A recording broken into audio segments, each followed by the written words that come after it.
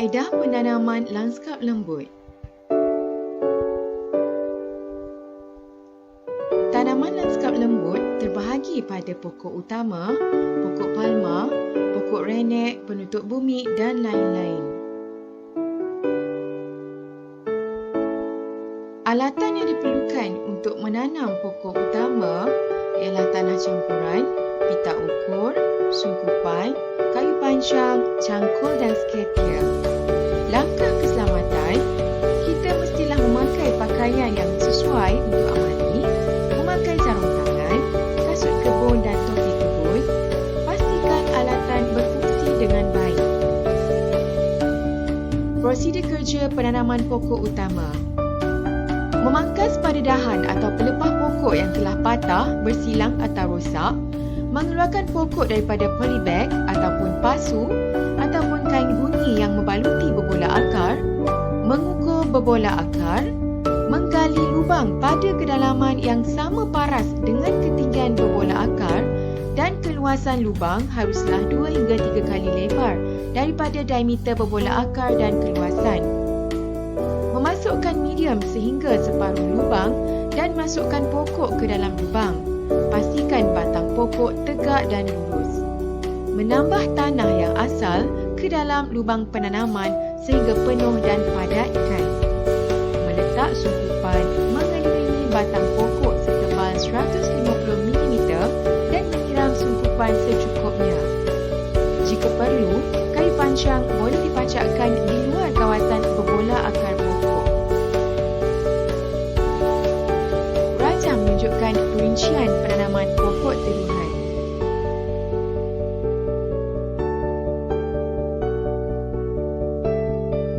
Penanaman pokok pemanjat.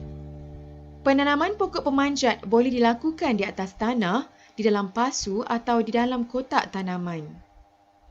Prosedur kerja. Mula-mula sekali, kita perlu mengukur, menanda dan membersihkan tapak untuk penyediaan lubang penanaman.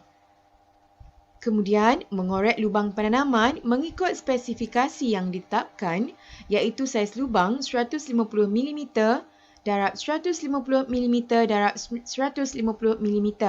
Tetapi kebiasaannya saiz lubang tanaman mengikut saiz berbola akar tanaman. Mengorek lubang penanaman pada jarak 0.15 meter hingga 0.30 meter antara lubang. Contohnya, pokok pemanjat yang ditanam pada tembok atau pergola, tanamkan pokok pemanjat 150 mm daripada tembok atau pergola supaya ia mudah memanjat. Mengikat pucuk pokok pada peringkat awal tanaman ikatan pucuk pokok kepada sokongan untuk memudahkan pokok pemanjat. Gambar menunjukkan contoh pokok pemanjat pada pergola. Penanaman rumput turf. Rumput turf terdiri daripada sekumpulan rumput daripada famili Poaceae yang boleh digunakan di padang permainan, halaman rumah, pinggiran jalan dan padang bola. Penyediaan tapak untuk rumput adalah penting untuk memastikan pertumbuhan yang baik.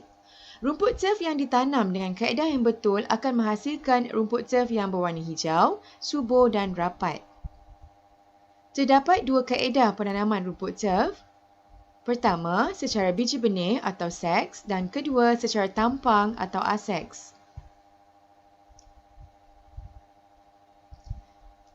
Penanaman rumput turf secara biji benih. Pertama sekali, biji benih perlu dipilih dengan peratus percambahan yang tinggi serta bebas dari benih rumput yang lain serta benih rumpai. Kemudian, kaedah penanaman secara manual iaitu taburan benih menggunakan tangan atau menggunakan mesin seperti drop type spreader ataupun broadcast spreader. Kemudian, taburkan tanah atau pasir secara tipis di atas biji benih yang telah ditabur dan beri sungkupan seperti jerami bagi melindungi biji benih tersebut.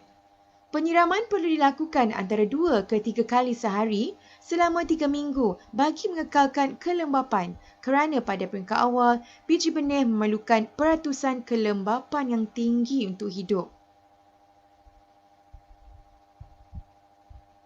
Sodding. Penanaman rumput turf secara sod atau sodding Kaedah ini sangat efektif bagi memenuhkan rumput di sesuatu kawasan dalam masa sehari. Ia melibatkan kos yang tinggi dan perlu ditanam tidak melebihi 24 jam untuk mengelakkan rumput kekeringan. Alatan yang diperlukan ialah pasir, roller atau penggelek, bekas penyiram dan kepingan rumput sod. Langkah keselamatan. Langkah pertama, kita mestilah memakai pakaian yang sesuai untuk amali, memakai sarung tangan, kasut kebun dan topi kebun. Pastikan alatan berfungsi dengan baik. Prosedur kerja, langkah pertama, menyusun kepingan sod secara berselang-seli seperti susunan batu bata.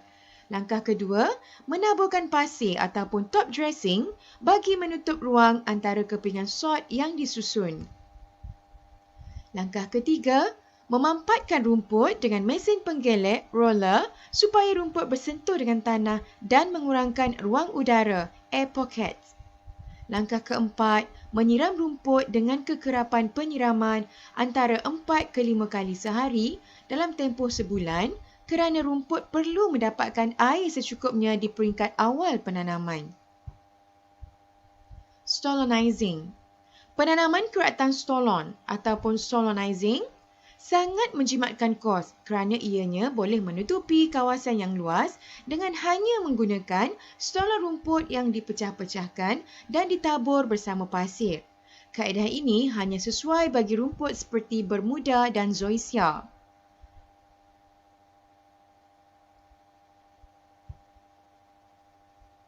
Langkah ketiga, menabur pasir ke atas stolon, top dressing, menyiram tanaman rumput. Akhir sekali, menutup rumput dengan jaring hitam dengan lapisan 50% pencahayaan untuk mengelakkan kekeringan dan mengurangkan pertumbuhan rumpai. Selepas tempoh seminggu, jaring hitam boleh dibuka. Penanaman jenis plug ataupun plugging, cebisan plug. Teknik penanaman ini mengambil masa pertumbuhan yang lambat berbanding kaedah sodding. Untuk mendapatkan pertumbuhan yang cepat, cebisan plug perlu ditanam secara rapat. Alatan yang diperlukan ialah pasir, roller, bekas penyiram dan cebisan rumput sama ada berbentuk bulat atau segi empat. Langkah pertama untuk kaedah penanaman cebisan plug, menggali lubang penanaman. Kedalamannya bergantung kepada ketebalan media, cebisan rumput ataupun plug. Langkah kedua, masukkan cebisan rumput ataupun plug sama ada bentuk segi empat atau bulat ke dalam lubang tersebut. Kemudian, menyiram cebisan plug yang telah ditanam.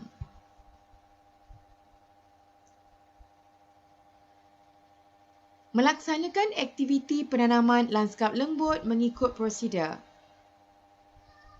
Prosedur kerja, langkah pertama, mengukur, menanda dan membersih kawasan penanaman lanskap lembut, menggali lubang penanaman sedalam 1 meter darab 0.5 meter darab 0.5 meter.